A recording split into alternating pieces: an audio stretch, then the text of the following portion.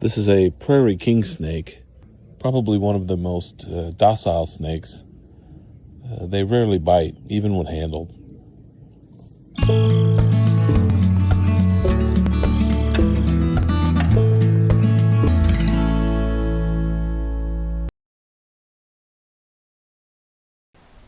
Hello again, everybody, and if you're new here, welcome to my YouTube channel, Randy's Natural World. Today I'm going to be talking about a few species of snakes that you might see around your home.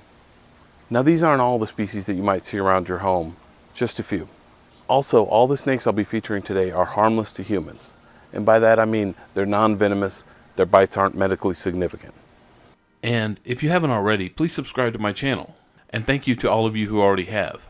And if you like this video, please share it, and it may help some of your friends identify these harmless creatures as well. I'll start with a species which is probably the most commonly found around people's homes, the black rat snake. Now, west of the Mississippi River, it's known as the western rat snake, and east of the Mississippi, it's called the eastern rat snake. These snakes are often black, like this one here, but many adults can even be blotchy, and any of them may have red, orange, or yellow coloring between the scales. There is even a subspecies of the eastern rat snake in Florida that is yellow. Rat snakes are relatively docile, but the larger ones can be kind of scary looking.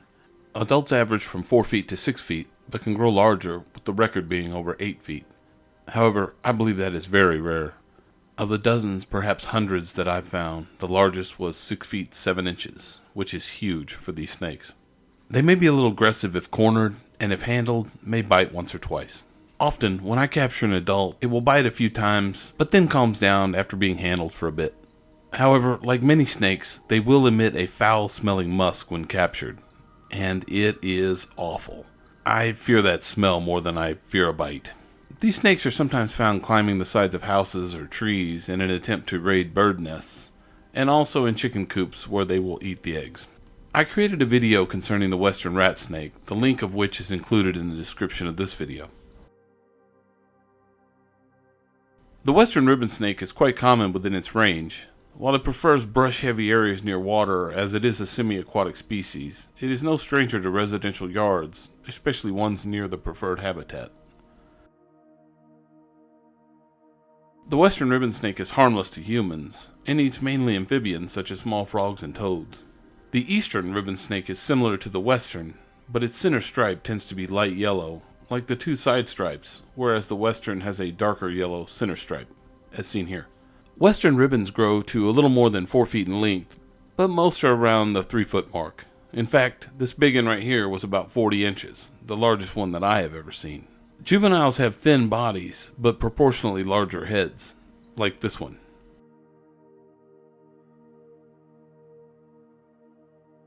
Dekay's brown snakes are very small and docile. They grow to about 10 to 12 inches in length, and some may reach 15 inches. The individual in these photos was about 9 inches long.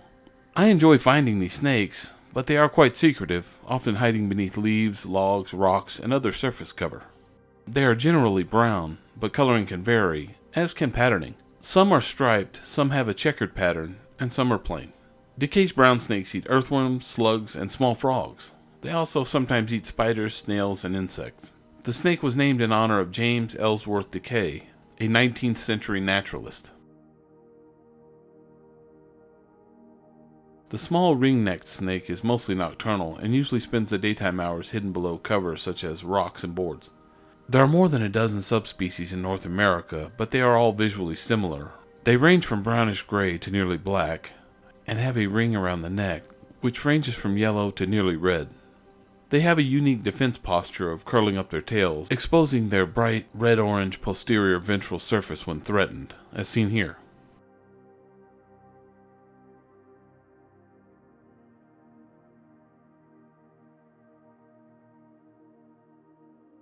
The eastern yellow-bellied racer could be considered a rather plain-looking snake, but I love its appearance. It's sleek and streamlined, and to me, it resembles a king cobra or a black mamba, which isn't really black, just the inside of its mouth, but I digress. And check out the scales of this yellow-bellied racer.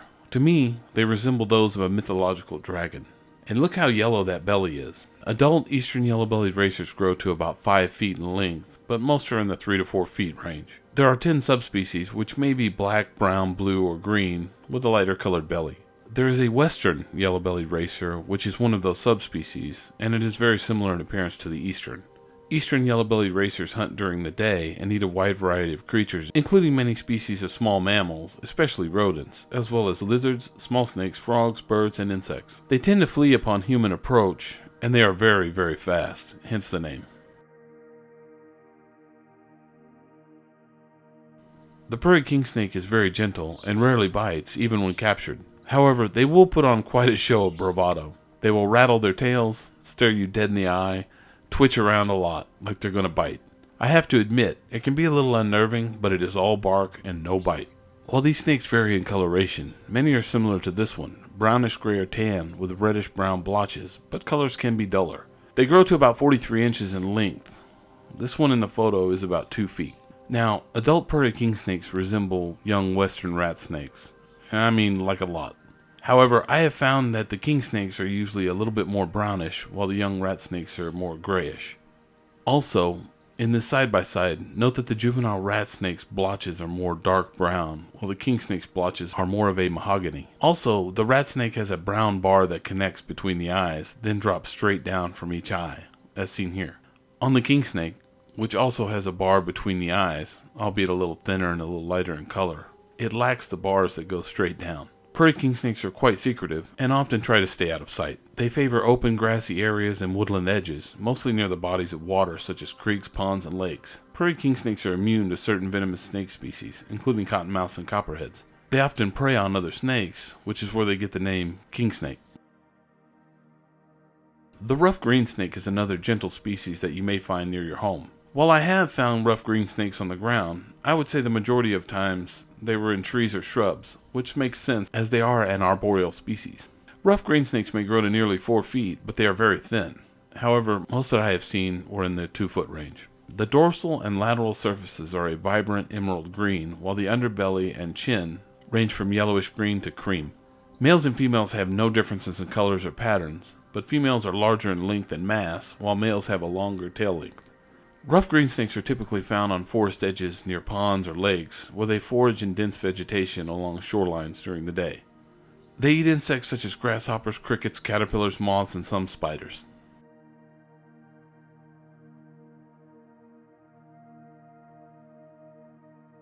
If I dunk this basketball, you subscribe.